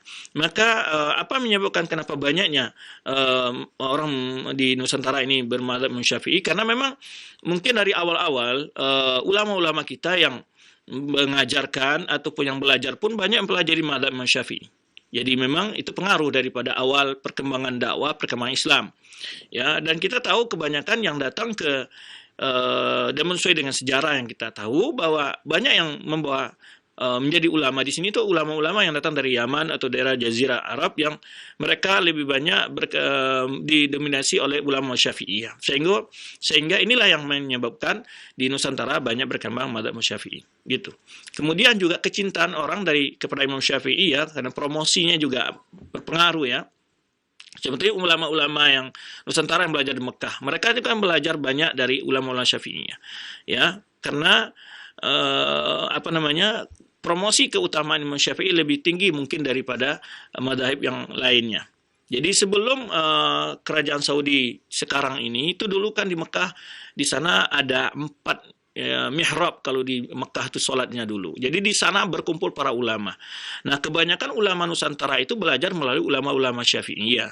Akhirnya mereka telah kembali ke negeri kita, itu lebih banyak mengambil istihadnya far'i istihadnya Imam Syafi'i atau ulama-ulama yang mengikuti mazhab Imam Syafi'i. Itu di antara sebab barangkali yang menyebabkan kenapa di Nusantara lebih banyak memakai mazhab Imam Syafi'i. Tapi kembali kita katakan bahwa itu hanya istihad daripada dalam permasalahan istihadiyah ya, bukan masalahnya dalam ulama yang 4 itu berbeda dalam rukun solat dalam jumlah solat, enggak, dalam solat tetap semua mereka mengatakan bahwa solat zuhur tetap 4, enggak ada mengatakan 3 ya, 4 rakaat gitu. Jadi mereka itu dalam perkara-perkara yang ada dalil-dalilnya umum, lalu mereka berbeda dalam istinbat hukum dari situ. Nah, contoh umpamanya beda antara menjelaskan tentang masalah hukum membaca Al-Fatihah ya, ketika sholat berjamaah dengan imam dijaharkan, masalah tentang membaca basmalah dijaharkan atau disirkan ketika sholat jahar yang dijaharkan. Nah, jumlah rakaat tarawih itu permasalahan-masalahan yang masing-masing pendapat itu punya dalil, cuma mereka berbeda-beda pola pengkompromian dalil-dalil itu. Nah, hal ini tidaklah menjadi suatu permasalahan yang harus kita saling menyalahkan, tapi kita hanya mencoba saja mempelajari istihad para ulama itu, mana kita yang lebih melihat istihad itu yang lebih teliti, yang lebih mantap, yang lebih akurat. Itu aja sebetulnya. Tapi tidak bermasalah berbeda-beda pendapat dalam usul istihad itu sudah terjadi bukan hanya di masa sekarang, di masa sahabat pun terjadi istihadnya para sahabat dalam memahami sebuah ungkapan Rasulullah SAW ketika umpamanya setelah perang Ahzab mereka disuruh oleh Jibril untuk datangi yaitu bangsa kabilah Yahudi itu Quraidah ya, Bani Quraidah. Namun ketika Rasul ultimatum jangan seorang pun di antara kalian salat asar kecuali di Bani Quraidah, dalam menanggapi ultimatum ini pun para sahabat istihadnya berbeda-beda karena ada dalil yang lain yang membuat pemahaman ultimatum tadi tidak setegas seharusnya, karena kita harus sholat sesuai dengan waktunya. Ini juga perintah Rasulullah SAW. Jadi ada mereka memahami ultimatum itu adalah untuk kondisi tertentu saat ini saja. Jadi mereka sholatnya di Bani Quraidah. Ada lagi memahami tidak, ultimatum ini adalah maknanya adalah kita segera sampai ke Bani Quraidah. Tapi bila datang waktu asar di jalan, kita tetap sholat asar pada waktu yang tepat. Nah, ini kan maksudnya seperti ini. Jadi hal ini adalah sebetulnya ini adalah keluasan. Ya, di sinilah letaknya kita harus lebih banyak berlapang dada. Pendapat ulama itu sama-sama kita akomodir, kita mencoba meneliti ya. Dan ketika kita memilih lebih ini tidak bermasalah, yang penting tidak mencela yang lainnya. Wallahu a'lam bishawab. Iya, barakallahu fikum, jazakallahu khairan. Terima kasih para ustadz yang telah menyampaikan jawaban yang bermanfaat. Berikut kami akan berikan kesempatan kembali. Silahkan di layanan telepon. Halo. Halo, Assalamualaikum. Waalaikumsalam warahmatullahi wabarakatuh. Dengan Bapak siapa ini, di mana?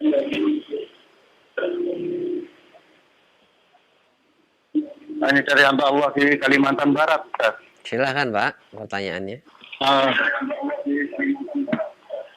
Gini, saya mau bertanya ini. Sekarang itu kan banyak beredar itu kabar-kabar dari, bahkan ini Ustadz yang bilang itu bahwa Syekh Al-Albani itu menyelisihi Imam Syafi'i. Syekh siapa Pak? Syekh Al-Albani menyelisihi Imam Syafi'i. Terus? Gitu.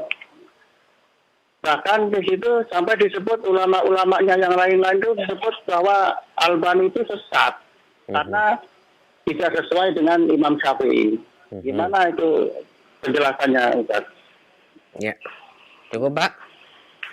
Cukup begitu saja, Ustaz. Ya, terima kasih. Assalamualaikum. Waalaikumsalam warahmatullahi wabarakatuh. Silakan, Ustaz. Yang Bapak kita di Kalimantan Barat, semoga Allah SWT menjaga beliau dan kita semua. Masalah Syekh Albani, beliau tidak pernah mencela satupun daripada ulama-ulama. Ya, dan beliau mencintai Imam Syafi'i. Banyak sekali kita beliau baca aja kita beliau, ya, menjelaskan bagaimana wajibnya kita menghormati para ulama tersebut. Cuman banyak orang yang berusaha untuk mempelintir ungkapan-ungkapan beliau untuk mengambil sepotong-sepotong. Dan ini juga perkara yang bukan perkara yang baru. Para ulama selalu akan ada orang yang senang, ya, ada orang yang ketika tidak senang dia yang dimunculkan adalah sisi negatif dan dipelintir ungkapan beliau. Saya belum pernah, ya, memang saya tidak dikatakan dalam membaca semua karang Syekh Albani, tidak. Boleh dikatakan sebagian besar lah, ya, sebagian besar lah, atau saya tidak katakan sebagian besar lah, alhamdulillah ya membacalah gitu tentang tulisan beliau. Saya belum pernah menemukan beliau itu menjelek-jelekan para ulama. Imam Ahmad, beliau itu adalah menghargai, bahkan tidak sedikit beliau lebih memilih ijtihadnya mazhab Imam Syafi'i, tidak sedikit beliau memilih pendapat Imam Syafi'i. Ya, barangkali mungkin nanti kepada teman-teman yang berada di kampus, ya, ini barangkali suatu penelitian yang bagus untuk menulis bagaimana muwafaqat Al-Albani li Imam Syafi'i, kecocokan, ya, pendapat Al-Albani dengan Imam Syafi'i ataupun pendapat Imam Syafi'i yang diadopsi oleh Imam Al-Albani. Nah, itu para ulama itu biasa dalam meneliti, dan beliau mengatakan ini pendapat Imam Syafi'i kurang kuat karena ada dalil yang lain di sisi ulama, dan beliau bukan berarti membandingkan diri beliau dengan Imam Syafi'i. Beliau itu adalah mencoba melihat pendapat ulama yang lain. Nah, ketika beliau memilih pendapat ulama lain yang dilihat dalilnya lebih komplit, lebih kuat, bukan berarti pula beliau mencela Imam Syafi'i. Demikian pula sebaliknya, ketika beliau memilih pendapat Imam Syafi'i, bukan beliau berarti menindakkan Imam Abu Hanifah atau Imam Malik atau Imam Ahmad, tidak. Nah, sebenarnya kita memilih pendapat sebagian para sahabat, ya, bukan berarti kita merendahkan sahabat yang lainnya. Nah, saya belum pernah menemukan bahwa kalau Imam Syafi'i mengajarkan, saya belum pernah menemukan ada perkataan Imam Albani yang menyuruh kita atau untuk mencela para ulama, atau beliau sendiri pernah mencela para ulama, ya. Tidak pernah saya temukan, ya, buku beliau yang pernah saya baca. Buku beliau yang pernah saya baca belum saya temukan, ya. Dan justru Imam Albani, Syekh Albani tidak pernah juga mengharamkan orang bermadhab. Ini juga salah. Mereka mengatakan bahwa Imam Albani anti madhab. Tidak. Beliau menjelaskan kok. Jelaskan oleh beliau, di antaranya baca saja mukaddimah beliau tentang sifat salat Nabi. Di situ beliau urai bagaimana pandangan secara sekilas bagaimana, ya, kita bermazhab.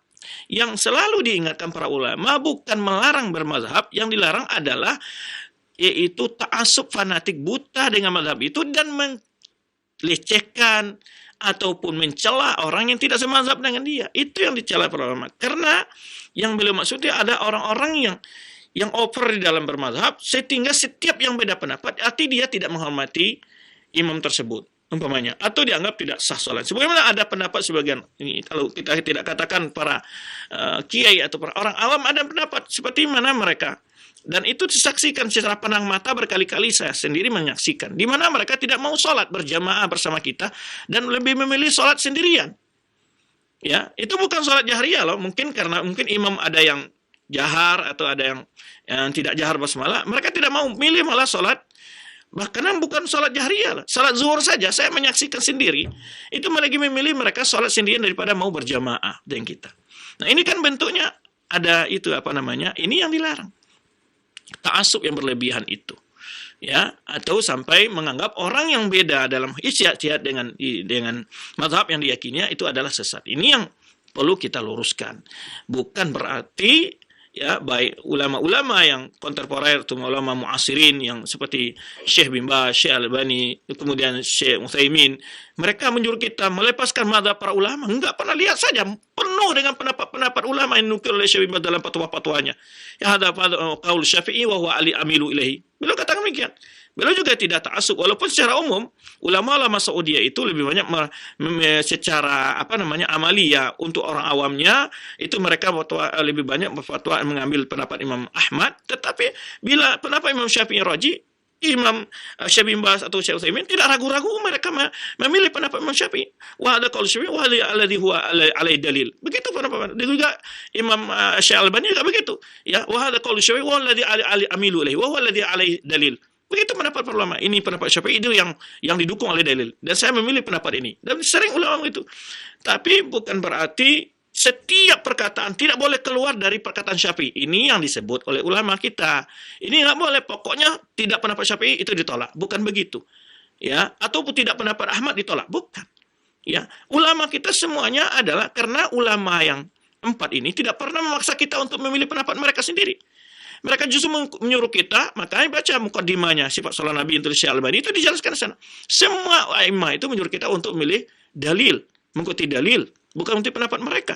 Tadi yang telah saya gambarkan bagaimana pendapatnya tadi kita jelaskan bagaimana pandangan Imam Syafi'i. Beliau malah mengatakan jika ada hadis sahih, ikuti hadis sahih itu. Lemparkan pendapatku jauh-jauh. Nah, semua ulama begitu mestinya. Ya, bukan dia lebih tinggi mengatakan pendapatnya lebih benar daripada hadis Rasulullah. Nah, maka oleh sebetulnya ulama mengatakan semua pendapat ulama, ijtihad ulama itu ditimbang dengan hadis. Apakah ulama kita ada yang tidak tahu hadis? Ya, kan berterbatas keulamaan. Ilmu ulama itu tidak berarti semua menguasai semua sunnah. Ya, tapi sunnah terkuasai semua oleh umat, iya. Tidak ada sunnah yang tidak diketahui oleh umat, iya. Tetapi apakah semua ulama menguasai sunnah secara total? Tidak. Itu pasti. Ya. Nggak ada ulama yang menguasai sunnah totalitas, tidak ada satu pun tersembunyi. Nggak mungkin. Ya, maka dari itulah ulama kita dari dulu mengajarkan kita apa? Tidak ta'assub dengan pendapat mereka. Semua mereka mengiring kita untuk memilih pendapat siapa yang sesuai dengan dalil. Walau pendapat Ahmad ikuti kalau itu yang sesuai dalil. Abu Hanifah ikuti kalau itu yang sesuai dalil. Nah, ini yang cara beragama yang diajarkan oleh para ulama. Baik Syafi'i yang kita ta'assub kepada dia pun mengajarkan kita demikian. Jadi, nah kalau sebab itu tidak benar kalau ada orang mengatakan bahwa Albani melarang kita mengikuti madhab atau melarang mengikuti madhab Syafi'i. Enggak ada. Syekh Albani sendiri banyak menukil ke pendapat Imam Syafi'i, pendapat Imam Ahmad, dan seterusnya. Cuman beliau ingatkan, yaitu ada orang yang sudah nyata-nyata dalilnya sahih, tapi masih ngotot dengan memilih pendapat imam tertentu. Ini yang disebutkan para ulama kita. Ya, bukan berarti mereka melarang ya untuk memilih pendapat-pendapat ulama madhab. Wallahu alam bissawab. Baik Ustaz, barakallahu fikum wa jazakallahu khairan. Terima kasih atas jawaban-jawaban yang telah disampaikan di kesempatan pagi hari ini. Semoga menjadi jawaban yang bermanfaat untuk kita semuanya. Allah mudahkan untuk kita mengamalkannya. Mohon maaf Ustaz karena terbatasnya waktu. Kita akan akhiri perjumpaan ini. Namun sebelumnya kami mohon Ustaz memberikan ihtitam. Fadhal. Terima kasih banyak kepada para ikhwan, akhwat, muslimin muslimat yang telah bergabung dalam program kita pagi hari ini. Semoga apa yang telah kita sampaikan dapat kita ambil manfaatnya dan faedahnya dan kita amalkan dalam kehidupan kita sehari-hari. Terima kasih banyak juga para teman-teman yang telah bekerja di studio 2 Excellency maupun yang di studio mini Stadium Syafi'i Jember dan semua kerabat kerja. Terima kasih banyak. Semoga Allah SWT secepatnya mengangkat kesulitan yang tengah dihadapi oleh umat, ya, khususnya di negara kita, sehingga kita secepatnya bisa untuk kembali beraktivitas sedia kalanya, ya. Apalagi Ramadan tidak berapa hari lagi akan datang. Semoga Allah memberikan terbaik bagi kita semua. Wallahu a'lam bishawab. Subhanakallahumma wa bihamdika asyhadu an la ilaha illa anta astaghfiruka wa atubu ilaik. Wassalamualaikum warahmatullahi wabarakatuh.